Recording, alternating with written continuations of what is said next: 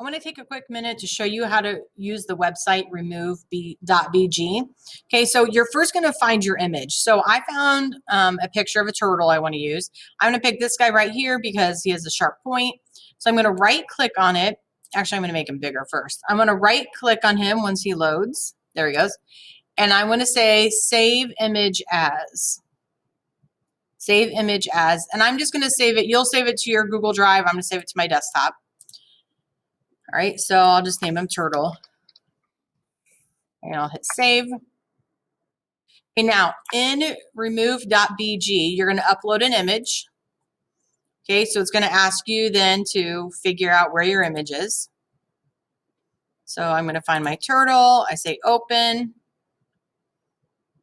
So now they remove the background. That's what all those checkered marks means. And what we're going to do is we're going to save them as what's called a PNG. That's where the background is removed. And that's where you get the highest quality of image. So now we're going to download that. And now we have this turtle. Mine's called Turtle Remove BG. But when I go to slides,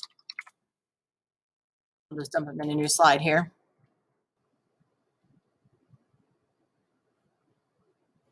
I'm going to go insert image. I need to upload them from my computer. Oh, I forgot to save them. Hold on. I forgot to drag them to my desktop. All right, now I can find them. Insert image, upload. And then here he is. So now you can see like all of that white stuff that would normally be around him is completely gone. So now he's easier to work with and he doesn't cover up my graph or anything else that I don't want him to.